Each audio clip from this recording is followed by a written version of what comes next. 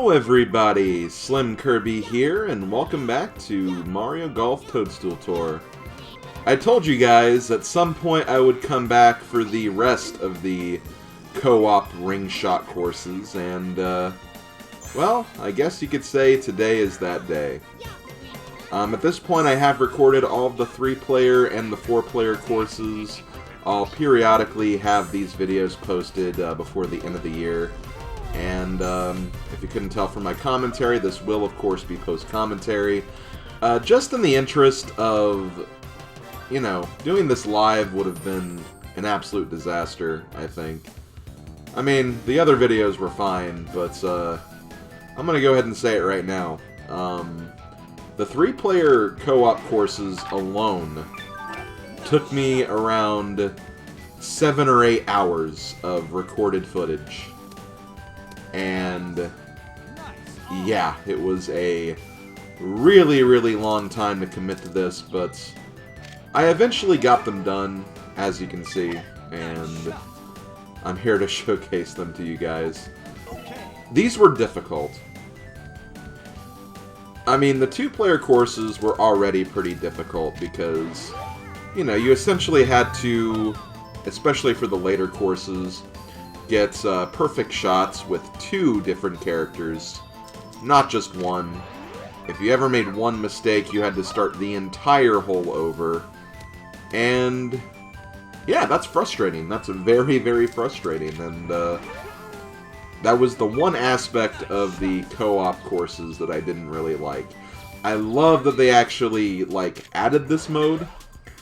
I just think that they should have maybe taken some liberties to maybe make it less frustrating.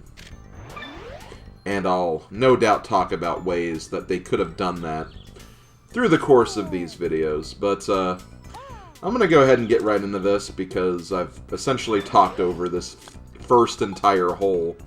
Not really a whole lot to say about this hole. It's a par 3, and the rings are pretty well placed, so it's not too hard to get this course completed.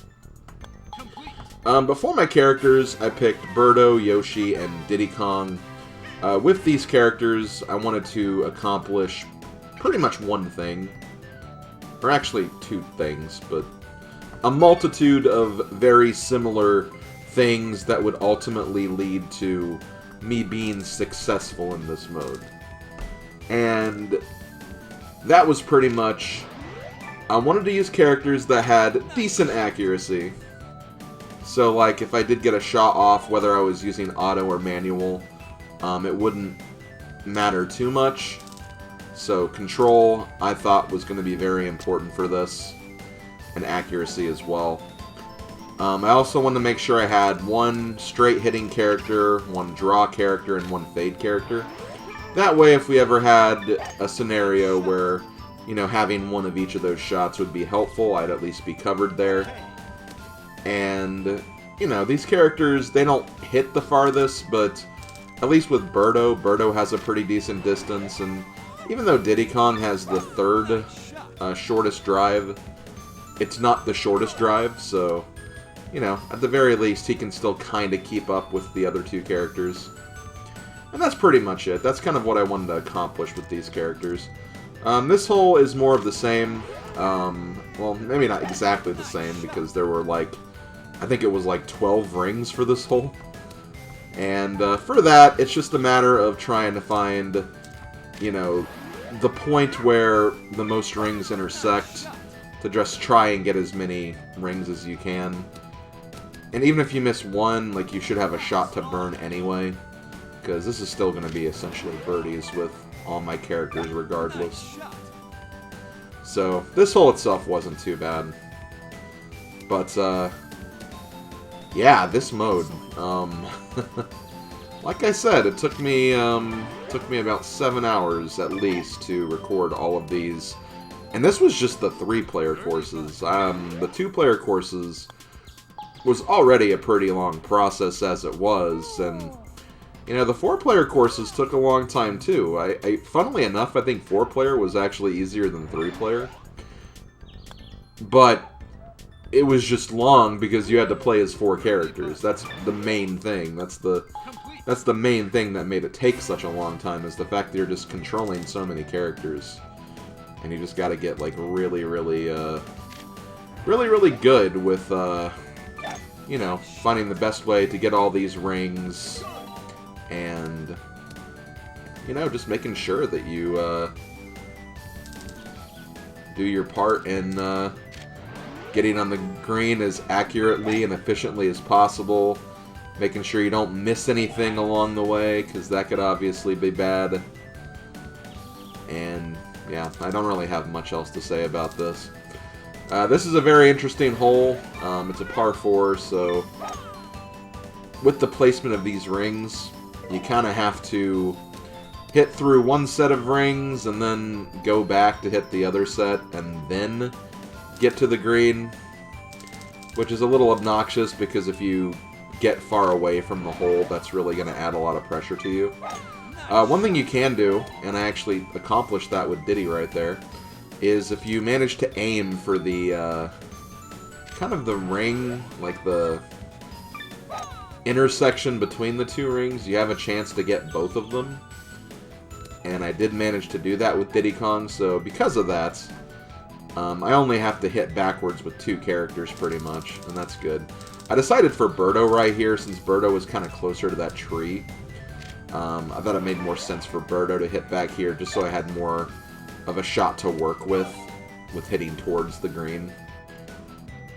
As you can see, that tree's no longer in the way, so as a result, this is a much better shot. Not getting full accuracy right there was also kind of nice, because it does kind of slow my ball down a little bit. And then here, Yoshi can just 3-shot this to the victory. Even if I mess up, I can just chip it on to the green and just tap it in, so that actually worked out pretty nicely. And see, like, I had a long putt with Yoshi, but even if I missed it, I still had a shot to burn anyway, so it really wasn't a big deal. So one other thing I do want to kind of suggest, if there's one hole that you're like having a hard time with getting, mainly due to the fact that maybe the rings are just too far away, you can always switch to like a high distance character like Mario, Petey Piranha, Shadow Mario, characters like that. I think Daisy was another one I actually kind of switched to sometime. You can do that, but just remember that whenever you do that, you're also risking like losing that control and accuracy as well. So you have to kind of like play with the idea of what would be better here. Do I want to have accuracy and make sure I get the rings, or do I want to use a character that can potentially, you know, get the ring in the first shot and then just hit it towards the green with the rest of the shots? That's kind of, those are the kind of decisions you have to kind of weigh while you're doing this. And it does make this pretty difficult, I'm not gonna lie. There were a few times where I did pull up some YouTube videos to see some other channels and streamers and, you know, other individuals who attempted these, just to get some ideas, and honestly there really weren't too many things that I didn't utilize that, things I was already utilizing that they were. So, you know, it felt good to know that I was on the right track. It's just going to be a matter of, you know, just being persistent, trying new things, trying different shots and approaches and stuff. You know, stuff of that nature. You just kind of have to, just something you kind of have to deal with, I suppose. So here's where things got a little difficult for me, because, as you can see, I'm actually directly under these rings with Yoshi. So as a result, I'm going to have to hit backwards and potentially risk potentially having a chip shot or something. Because, yeah, like right here, this is where I noticed, oh my god, I can't actually get this ring because it's like directly above me. So it's like, well, I'll just hit backwards with Yoshi and see if I can maybe hit forward. get this ring and then maybe still be fine as we approach the green.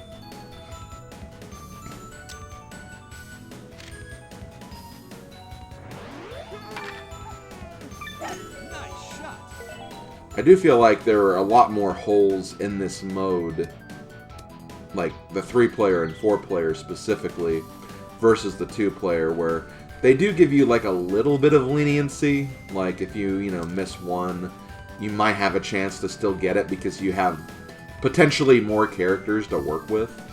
That is actually one thing I did kind of appreciate about this mode, if I'm being honest, is that, they could have made it very strict with all 4 characters, but since you do have 4 characters that you're hitting with, like, on a par 5, that's 20 shots, when you really think about it. So you can kind of use that as a way to, like, there might be a shot you'll be able to give up, 1 or 2 shots. With 2-player, you couldn't really do that. If they send you, like, 2 different paths on the same, like, par 5, if you miss one ring on the way there, you're probably not going to do it, so... Again, those are just things you have to kind of keep in mind. Nice shot.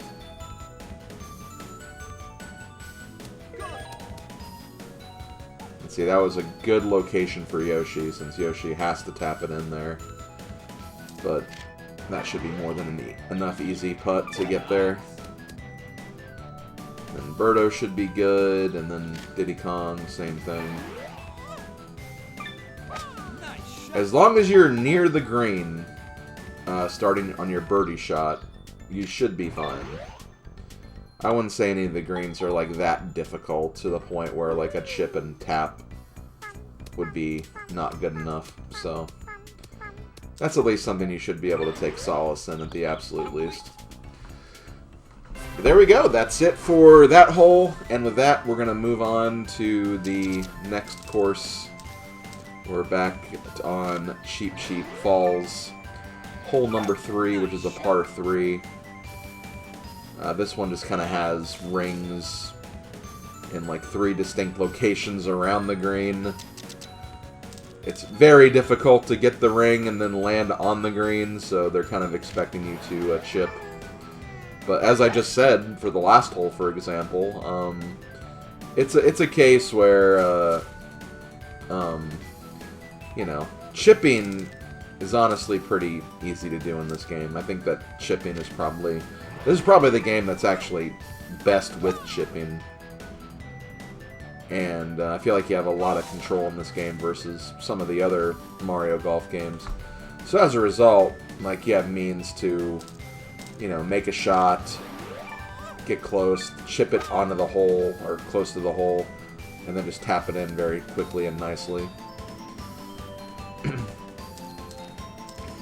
It's all just a matter of adjusting your meter, maybe hitting it like a little less than full power, or the power that it automatically suggests to you.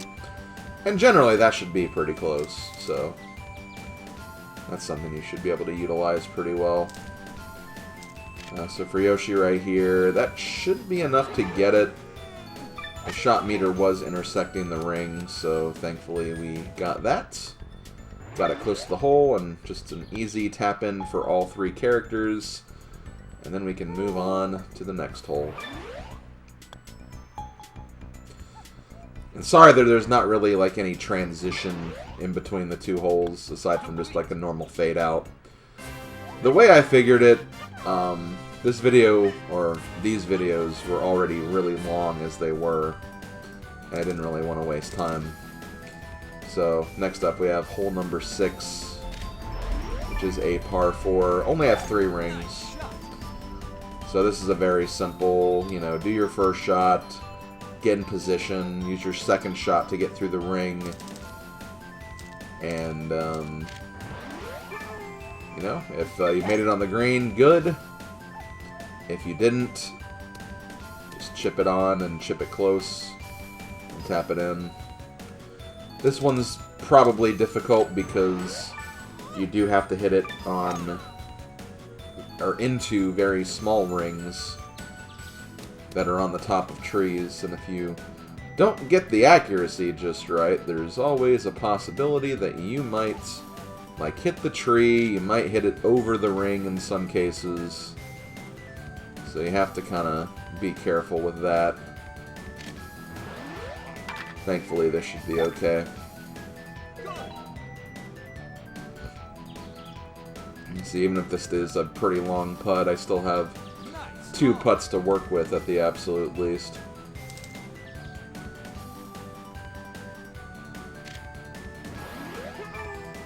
Let's see, with Yoshi right here.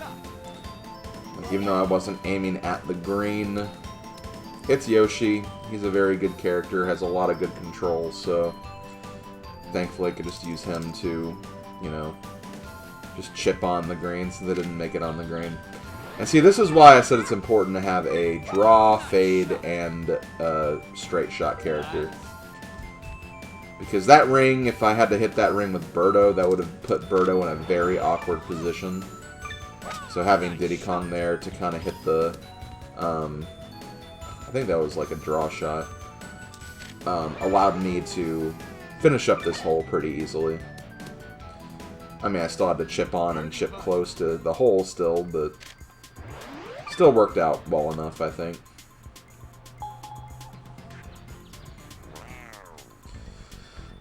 So there we go, got in with Birdo. Next, gonna get in with Yoshi. And man, it always, when I recorded this, it stressed me out so much when I had, like, I made a putt and, like, the camera stayed where my character was. So it's just like, oh my god, please go in, please go in. I don't want to redo this hole and waste another 5 to 10 minutes. But yeah, this is hole 17. This is the par 5 they chose for this one. Nice. Thankfully, there's only 3 rings. And I feel like this hole is actually pretty well laid out to a point where, you know, even if you missed one of these rings, you could use one of your characters to go back and get that while you used your other characters to move forward. I do like when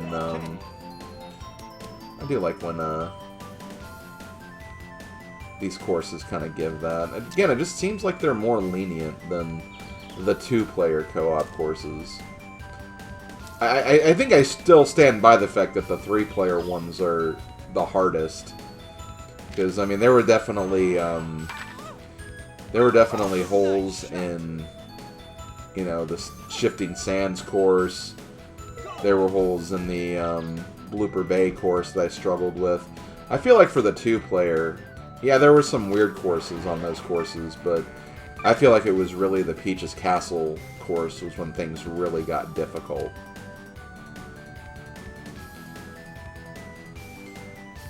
I do remember there was one Blooper Bay one that was annoying, and it was one of those tornado ring courses, which I'll be ranting about those. Do not worry.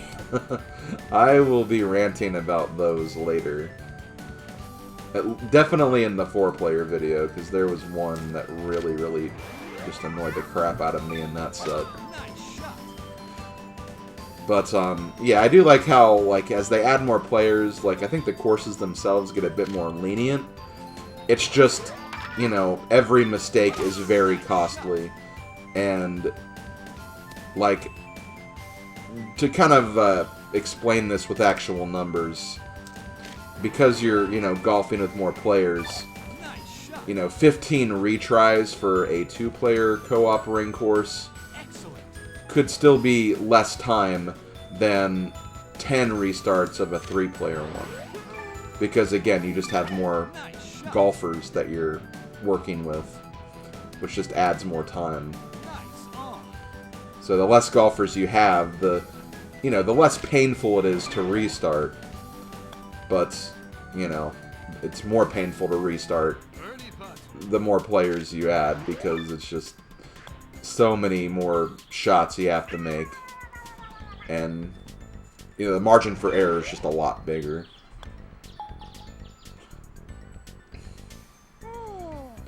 But yeah, this one wasn't too bad. It is always scary aiming for rings, like, from above. And, like, in some cases, if they're close to the ground, you should be able to just, like, you know, hit right up and get the ring and be fine. But sometimes, like, if, like, you're, like, below the ring, it can be really hard to get the ring because you may not be able to hit it high enough, even with, like, your loftiest club. So you have to keep that in mind. So here we go. We have hole 18. It's a par 4. Birdo missed the ring, which is annoying, but that's okay because, you know, we have other rings to hit. Although, my god, I'm not looking forward to that one ring on the left there. The middle left one. That one should be a bit of a annoyance. Thankfully, the auto didn't screw us up right there, so we get that ring. Now, do I go for this ring with Diddy Kong? Ooh, I don't know if I do. I think one thing I might do is I think I'm going to play this one short and see if I can get this ring with Diddy Kong. Which I know it's risky because, again, he's the draw character. But if I get it close enough to the hole, like, you know, chipping it from over there is not too bad, so, you know, it was a good play hitting that one short. And then I had 2 chances to get that last ring. So we should be more than fine. And yeah, that should be a very simple chip too, so I'm not too worried about that. But yeah, the thing to remember, especially when you're, you know, going for rings, especially at different elevations, the clubs that hit farther, they won't be able to hit as high. So for that ring right there, like, you know, even though the distance to the green would have been more beneficial to get with an iron, I decided to go with a wood to make it so I was at a more even elevation with the ring. Now, as a result, I did overhit the ball a little bit, but again, I still have 2 shots with Birdo anyway, so it's not too bad. So just a lot of things to keep in mind. So if, like, you're using, like, a club that hits generally further than what you're aiming for, you might want to not hit as hard, I guess is a good way to say it. Maybe go down in the meter a little bit just to assure that you don't, like, overshoot it too much. Because the last thing you want to do is, like, overhit it too hard and go in the water or something, or, you know, go off the green and then, like, you have a tricky chip shot, or you're in a bad hazard or something. Just a lot of different things to consider, I suppose. But yeah, there we go. That should take care of that hole, and I think we're moving on to the desert course next. Now, I know there was one hole that really, really annoyed the crap out of me, and it was most definitely this one. Oh my god, I remember this one now. So yeah, there's 5 rings here. The 5 rings are kind of stretched around this island. Now, it's a par 5, so you have plenty of time to do this. But, you know, it's just very awkward to get these with just the way these rings are angled. I feel like it's a case if they were, like, rotated, like, just a few degrees, like, maybe it wouldn't be as bad because you could have been in a better position for some of them. But no, this one pretty much encourages you to hit kind of on the outskirts, use your second shot to get through all the rings, use your third shot to approach, and then, you know, 4th and 5th to chip and putt, or, you know, just putt if you manage to make it on the green. And, you know, I could recommend trying to hit it in the middle of all the rings to see if maybe you can jank out a hitbox that will get all 5 of them. I don't think it's possible, but, you know, you can attempt it, I guess, if you're not sure of, like, where to aim. But you also have to look out for all the trees and the cacti and, you know, just the fact that you're also, like, hitting off of, you know, not exactly, you know, a great terrain, whether it's rough or the bunker or whatever. So yeah, I felt pretty good about this attempt, though. I got 4 of the rings. The 5th ring, I should be able to get with Diddy Kong, who's kind of on the side anyway. Although I did not like this position, though.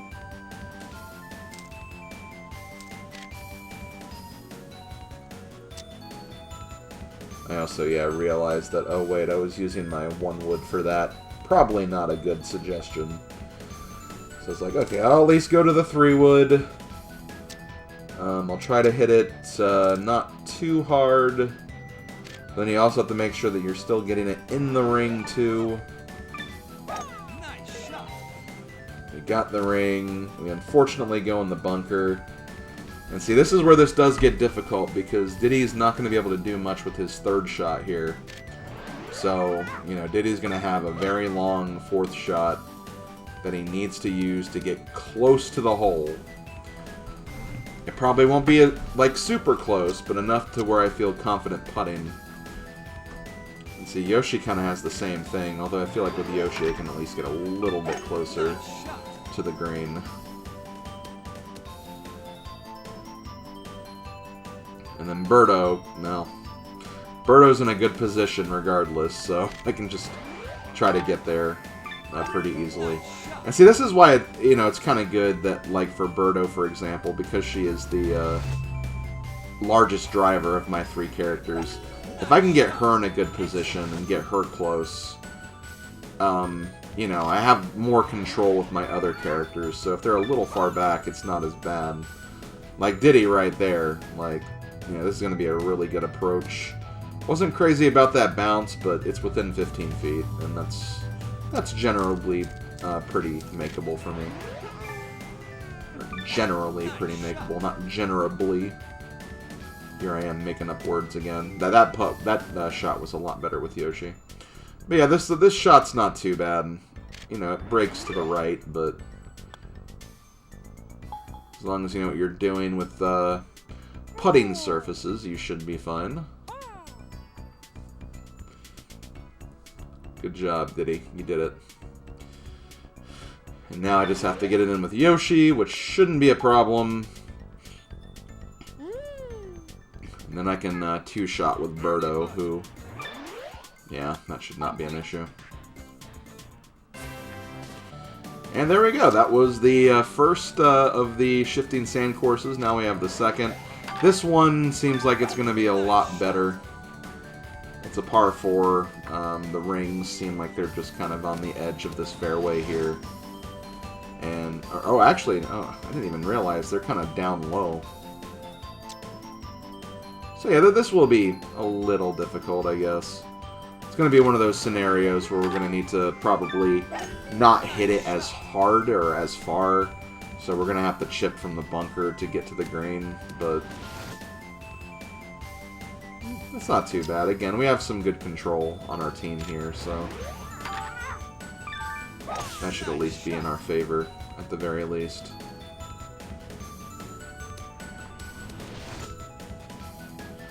But yeah, as much trouble as I had with these courses, and the fact that I spent probably more time on this mode than I did with any other part of this project, I will give Camelot kudos for doing this because, you know, I did the math on my own time, and one thing that I think is really cool about this is the fact that Camelot actually managed to have a ring shot course for every single hole in this game, with the exception of, obviously, Congo Canopy, which is the par 3 course, but still, every hole in this game has a ring shot course, because you have 6 holes for each of the courses in the 1-player ring attack,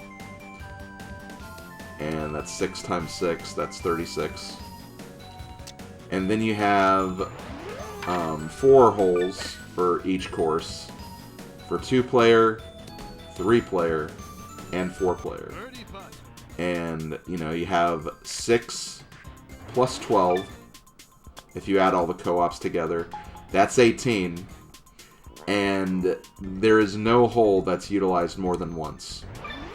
So every single hole in this game has a ring shot course, and that's pretty cool. That's some hardcore dedication right there, and I will give Camelot a lot of credit for that, because you know that shows that they really, you know, examined these courses. They really came up with you know, unique ideas for each of these, and you know, obviously the multiplayer ring shot courses, as difficult as they were, you know, it's still unique content for every single hole, and it kind of shows that, like, while they were, you know, making these courses, that they potentially were, like, thinking, okay, like, what would be a good ring shot, like, designed for this course.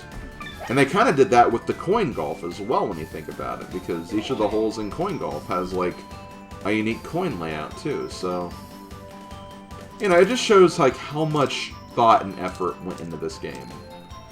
And that's why I'm still pretty confident in saying that Mario Golf Toadstool Tour is easily the best Mario Golf game. And I will stick with that. As stressful as this part of the project was for me, like, it's a damn good game. It's a damn very good game. I loved it when I first played it. I still love this game now. I have fond memories playing this game on my own. I have fond memories of playing this in college. I even remember in the old Nintendo Insider message boards, the official Nintendo message boards back in the day.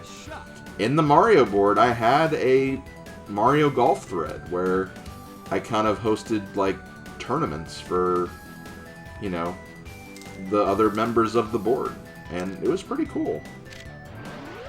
This was a game I got a lot of mileage out of, and I still very much enjoy it today. And I think it also has great connectivity with the Game Boy Advance game as well, and I think that connectivity even improves that game. So this was a great era for Mario Golf, is what I'm getting at. And, like, you know, there's things I like about all the Mario Golf games. And Toadstool Tour, I think, just has a lot of great design. It has a lot of different options and play styles that you can play around with. You know, it has a lot going for it. So, as stressful as some of these courses got, I still had a lot of fun playing this. And, you know, it was a good ride. It was a very good ride. But yeah, during that entire rant, we obviously missed that last hole, but it was a pretty standard par 3. You know, a par 3 that kind of expects you to not aim for the hole itself, but kind of hit around the hole, and then chip to the green from a, you know, not like right next to the green, but from, like, a different island, as we were in those 3 specific places on that last hole. And that's basically it. This is the last hole of the Shifting Sands. This is hole number 12.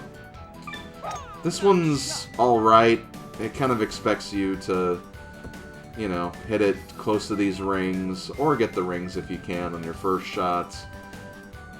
Get through the rings, or kind of start making your way to the hole on your second shot. Then, of course, use your third to approach, and then use your, hopefully, your last shot to putt into the hole.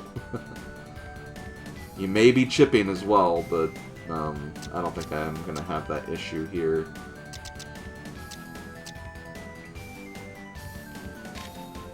You see, I don't even know why I was trying so hard to get closer with Yoshi here, when, again, I have 2 shots to work with.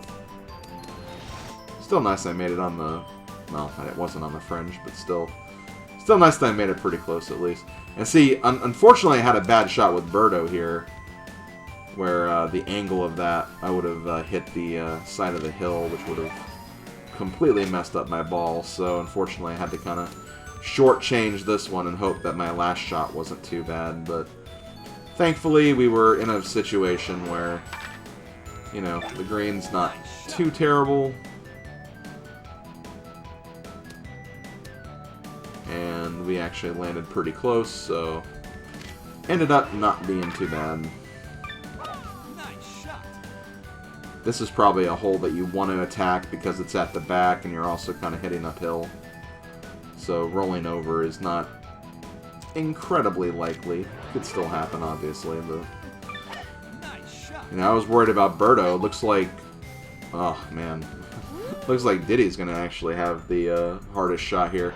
But even then, it's just uphill, so just had to hit it a little bit harder to get it in, and that will do it for the Shifting Sands, which means we move on to Blooper Bay next. So, one thing I want to say before we get started talking about Blooper Bay, first of all, for this whole, you know, we have what I like to call the targets rings, which are basically just 3 rings that are inside each other, and, you know, the one in the middle is the smallest. But we also have this. These are the tornado rings I was kind of talking about, which are basically 3 rings in the same general location, but the ring on top is bigger, and the one on bottom is smaller, so you kind of have to, like, you have to make you get a very exact drop, like, right in the middle of there. And that can be kind of hard to do, because, you know, accuracy can mess it up, the wind can mess it up. A lot of different factors can actually mess it up. So you have to be very, very careful with how you manage to, you know, attack these rings in this fashion. So, like, right here, even though Diddy is actually in a prime position to just kind of, like, you know, chip into that hole, I think it would be in my best interest to try to get this with Yoshi, because Yoshi has good control. I could very easily, like, still chip it on the green from there. So that's what I ended up trying to do. So, you know, try to get in those rings now so I didn't have to do it with Diddy Kong, but unfortunately, I ended up missing up anyway, and then I decided to do it with Birdo. And the ultimate goal is making sure that not all characters have to have, like, a, you know, a really, really awkward recovery shot. And thankfully, I didn't have to worry about that with Diddy, but I'm, of course, going to have to worry about that with my 2 reptile characters, unfortunately. But the thing I was going to highlight, one thing that I wish they would have changed for the co-op ring shot courses, and I don't know, maybe some people would think this would make this too easy, but I think that for the scoring for the co-op ring shot, I think instead of just having it so, like, every character gets par or better, I think there should just be an overall shot par. So, like, par 3s are 12 shots, par 4s are 16 shots, and, well, this is for 4 players, by the way. Obviously, it would go down for 3 players and 2 players. But basically, you know, par times however many players you're playing with. That way, if, like, one of your characters gets a bogey, one of your other players can get a birdie, and you'd still be fine as long as the other player makes par. Like, I really wish they would have done a system like that, because I just think that would have been a lot more fair, at least in my opinion. And I just think that would have made this a lot less stressful. And I don't think it would have really been that hard to keep track of either. So, that's what I think they should have done, personally. But I see that we did reach the end of the video here. I went ahead and just stopped it here because, in terms of the footage that I had, this was the exact halfway point. So, we'll look at the rest of the 3-player courses probably 2 days from now. So this will probably be on a Tuesday. The other video will probably be on a Thursday. So I will see you guys then for that. This has been SlimKirby. Thank you guys for watching, and I'll see you guys next time. Later, folks.